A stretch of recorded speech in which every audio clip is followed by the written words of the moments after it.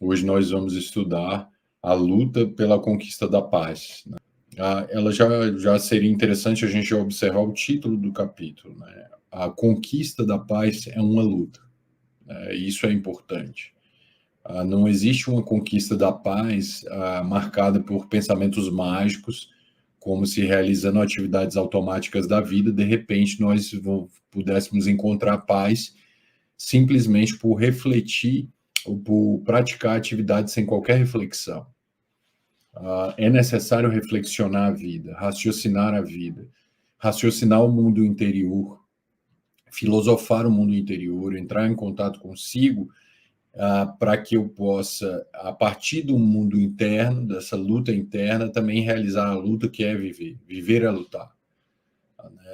No nível animal, os animais lutam a todo tempo pela sobrevivência, são presas e perseguidores, né, uns dos outros em termos de alimentação, as doenças que a natureza lhes acomete, a luta no nível animal de viver é mais dura até às vezes do que a nossa. O que no nível psicológico não vai ser diferente.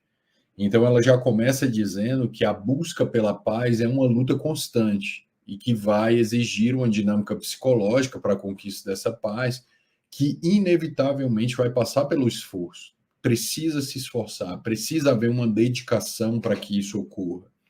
Sem essa energia, nós ficamos presos em uma lógica mágica, né, de que apenas, né, presos em uma rotina de vida ou cumprindo compromissos sem qualquer tipo de reflexão, essa paz vai ser alcançada. É necessário que haja as neuroses, os conflitos internos, para que haja uma motivação para que o indivíduo busque essa realidade na conquista dessa paz através do contato com essa sombra interior. Ela vai dizer que, de início, quando nós temos uma tendência natural de fazer uma análise da vida a partir de um lugar errôneo, de um lugar equivocado, né, de um lugar com características bastante infantis. E dentro dessa realidade, nós tendemos a fazer que a caminhar ser arrastado por um pessimismo, para queixa, né, pelo desencorajamento, por uma autopiedade. Ela vai dizer, à medida que nós fazemos um erro de análise, acreditando que aqueles que têm um caminho mais suave do que nós têm porque têm uma certa preferência diante da consciência cósmica, ou por algum motivo que ela chama de sorte ou destino, ou que nós chamamos de sorte ou destino, aquelas pessoas têm uma vida mais suave, porque por algum motivo a consciência divina achou elas que deveria premiar essas pessoas mais do que nós. Ela diz que esse tipo de análise equivocada, que é uma análise mágica, é uma análise infantil, é uma análise que passa por uma conexão com Deus a partir de uma realidade, até de uma espiritualidade bastante ancestral, bastante projetada, de uma psicologia bastante inconsciente, que é um pai, esse Deus pai é um Deus de preferência, que ele escolhe quem ele acha mais bonito ou mais interessante para ele, e premia aquelas pessoas com aquela realidade de vida mais suave. Então, a partir dessa análise equivocada, isso vai gerar sentimentos em nós, diz a Joana, que nós começamos a partir dessa comparação que ele foi o escolhido, ele é melhor do que eu, né? A partir de uma fala de baixa autoestima, e isso vai conduzir a gente a um pessimismo, a gente vai ficar desencorajado, porque a gente não foi escolhido, isso vai gerar queixas e uma autopiedade também, dentro dessa lógica, desses complexos aí de inferioridade que nos acometem.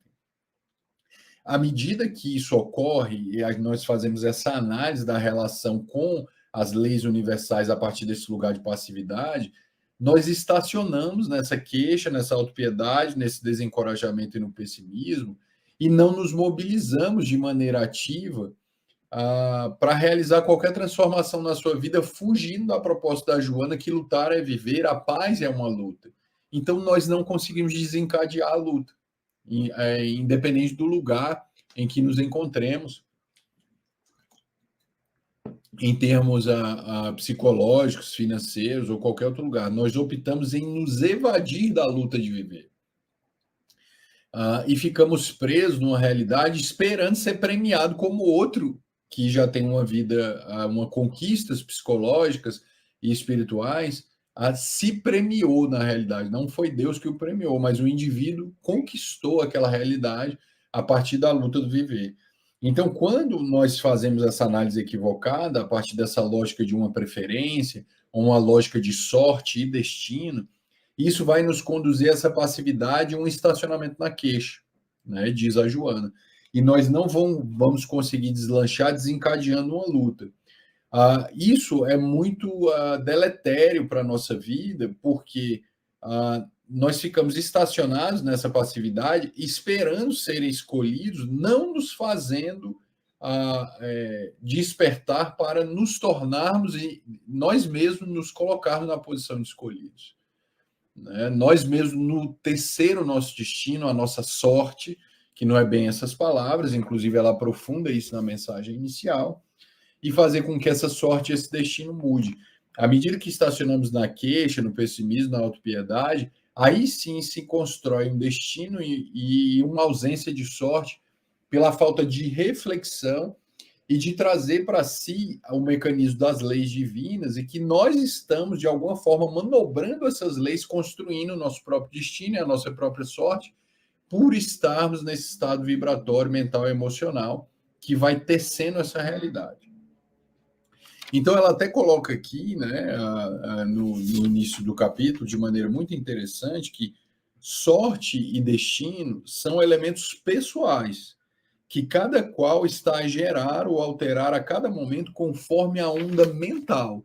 Ou seja, na realidade, eu estou tecendo um destino à medida que eu me relaciono mentalmente, emocionalmente com os meus conteúdos internos, eu estou tecendo a minha própria paz interior, o meu próprio inferno interior, e cabe a minha responsabilidade. O processo é regido por leis, mas o processo de olhar e direcionar essas leis, como um motorista que anda no trânsito, que precisa conhecer as leis, para que não ocorra um acidente, aí eu preciso também conhecer as leis internas e começar a me esforçar para fazê-las acontecerem de maneira que eu construa essa felicidade, saindo desse lugar passivo e até infantilizado, de que a vida é regida por um processo de sorte, acaso, o que é regido por um destino, que na realidade é uma lei muito importante, mas entendendo esse destino como um conjunto de complexos e experiências psicológicas não conscientes e que, se tornando compulsivas e automáticas dentro da economia psicológica do indivíduo,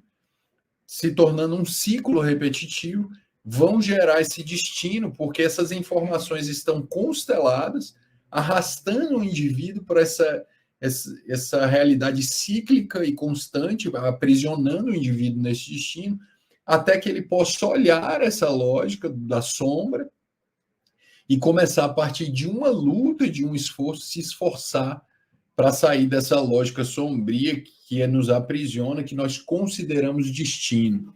Né? Então, a gente pode até falar, né, dos conflitos de família, das pragas de mãe, das pragas de pai, né, que projetam muito a sombra deles em nós, né, filhos, e nós também, na condição de pais e filhos, em razão da nossa imprevidência com o nosso autoconhecimento. Então, aquelas brigas de família que a mãe fala assim, você vai ver, né, muitas vezes a mãe insatisfeita com o próprio casamento, você vai ver quando se eu fosse você, eu não casava, você vai ver quando você casar, o que é bom, né? Você vai ver o que vai acontecer com você, aquela praga de mãe, né? Isso fica no inconsciente profundo e nós vamos tecendo mentalmente esses complexos paterno, materno e outros traumas da nossa realidade, construindo um destino e atraindo situações que não vão ser situações de sorte, mas sim de azar, e que nada mais são do que esse eclodir da sombra, pedindo reconhecimento, tecendo o destino e essa má sorte, em razão da falta de reflexão que esses símbolos sincrônicos estão atraindo para nós. Então, a Joana fala que no momento que eu começo a fazer reflexão e a me relacionar com essa realidade, eu começo a construir uma energia compensatória, não no sentido inconsciente, né, como mecanismo de defesa da compensação, mas vamos dizer assim, uma integração que vai começar também a atrair uma realidade positiva de paz para mim. E que, se eu ficar preso na queixa, no pessimismo, eu nunca começo. E eu preciso começar, eu tenho que começar um dia. Eu posso estar na vida um caos total, em total sofrimento, mas tem que começar, algum dia vai ter que começar, né? Vai ter que começar a mudar os hábitos mentais, a mudar a maneira de sentir, reflexionar a si mesmo, interagir com a vida, para que essa realidade se desencadeie na direção da conquista que ela expressa no capítulo, que é a luta pela paz. Ela vai dizer, ou seja, quando eu desperto, eu preciso parar de me queixar, de me lamentar. Se um indivíduo, de alguma forma, ele já exerce trabalhos ou atividades que geram uma situação para ele como um escolhido pela espiritualidade para isso, é porque ele conquistou, né? Ele construiu aquilo, porque não existe uma realidade que surge do nada, o acaso não gera nada. Toda a estrutura psicológica de alguém é porque o indivíduo trabalhou e realizou essa estrutura psicológica em outras existências.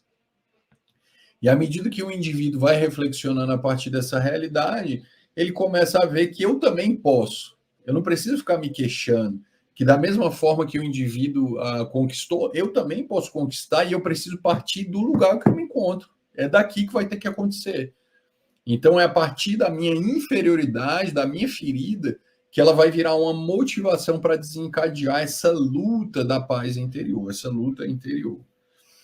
E a Joana vai dizendo, né, que essa sorte, esse destino, ele chega para a gente sombrio, porque é o constelar da sombra que vai gerando essas dores, que são mensagens que vêm avisando, olha para isso, reflexiona a respeito disso e começa a quebrar essa lógica. Tu está pensando a vida errado, tem algum ganho patológico ou alguma dor profunda que precisa ser integrada para começar a desligar essa sorte, esse destino. E muitas vezes isso passa por sacrificar questões que são prazerosas para nós, que nós temos ganhos patológicos em estados perturbadores na nossa existência.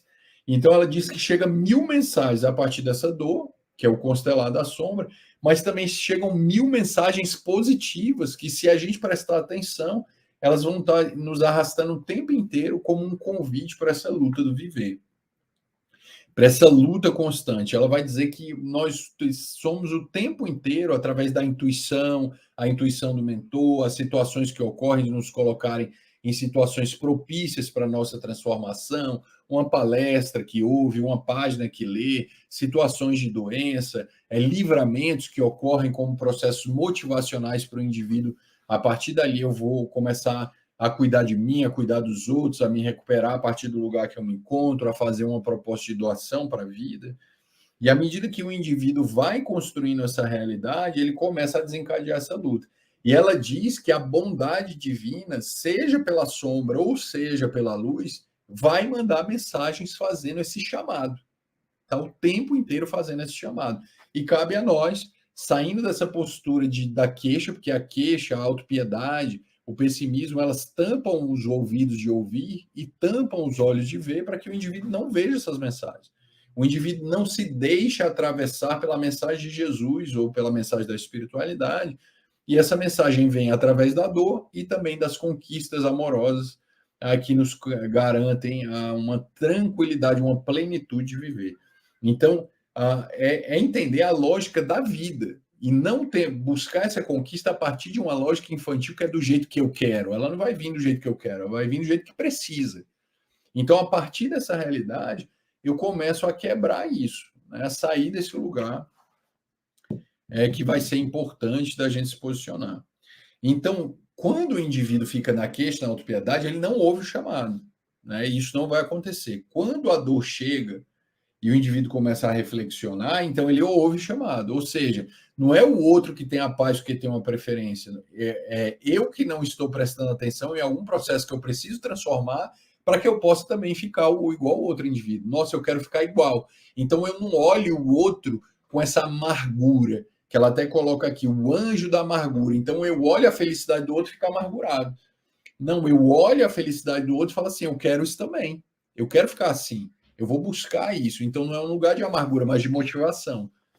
Então, enquanto esse anjo da amargura eu consigo ressignificar ele eu consigo ouvir com os ouvidos de ouvir e começo a desencadear a mudança mental, a reflexão do mundo interno e a reflexão de como eu posiciono na vida, buscando todos os recursos possíveis ao meu alcance para que eu possa tecer esse destino e construir a minha própria sorte, dentro dos automatismos da vida, que são as leis universais.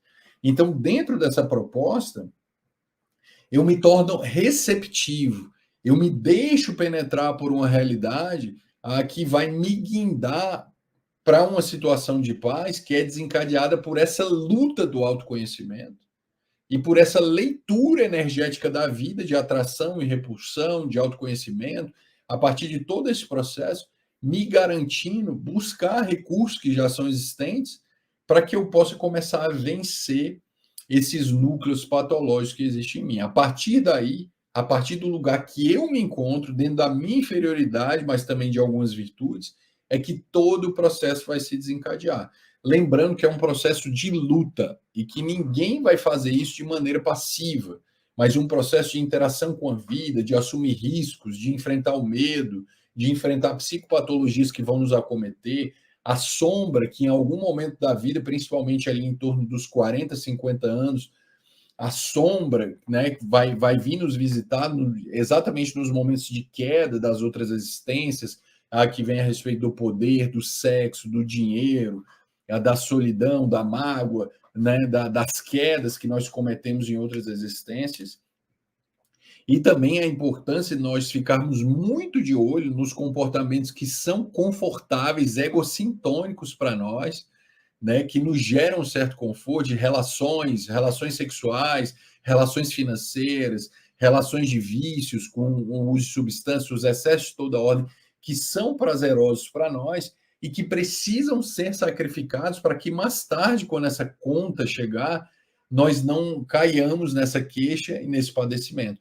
E esse processo muitas vezes é longo, nós ficamos nesses estados egocintônicos sem qualquer reflexão, e quando a conta chega, aí nós vamos nos queixar. Nossa, estou padecendo uma doença que eu poderia ter poupado, fumou a vida inteira, aí desenvolve um câncer, fez o uso abusivo de substâncias, desenvolve esquizofrenia, depressão por uso de substâncias e outras doenças, né? Ficou se relacionando sempre a partir de um nível sexual, em determinada idade da vida se vê sozinho, sem uma troca real, sem um companheirismo. Ou seja, nós alimentamos situações neuróticas de conveniência sem reflexão, até que o anjo da amargura vem, ó, tá vendo? Eu não consegui casar, a minha vida é infeliz, ou tem aí, arrumou um marido bacana, um esposo bacana, sendo que você nunca se dedicou a sacrificar uma realidade de enfrentar um casamento, de enfrentar uma relação, de sacrificar momentos de prazer para ter a paz e a plenitude na vida, saindo dessas instâncias mais egóicas. Então, esse sacrifício, essa luta, ele é super importante para que o indivíduo vá lentamente conquistando uma outra vibração. Quando a gente acostuma com a vibração da sombra, a gente não percebe o quanto ela é deletéria. Até que quando nós começamos a fazer um movimento que vai ficar assim, sombra, luz, essa sombra, essa vibração, ela não vai nos satisfazer mais, principalmente nesses prazeres. Então, começa a gerar um choque de vibração. Nós queremos começar a buscar uma vibração mais tranquila, algo mais sutil, as relações agradáveis, ainda que nós fiquemos nesse movimento de ir e voltar. Nós ficamos nesse entre, mas já numa luta de guindar-se para cima, onde aqui não satisfaz mais, embora aqui não tenha sido conquistado com plenitude. Então, esse processo ele vai precisar ser exercitado constantemente para que o indivíduo comece a romper através do esforço constante e tecer o próprio destino e essa sorte que, na realidade, é a mudança mental que vai atrair e repelir a nossa paz interior, o nosso inferno pessoal, de acordo com o nosso esforço de amor perante a vida.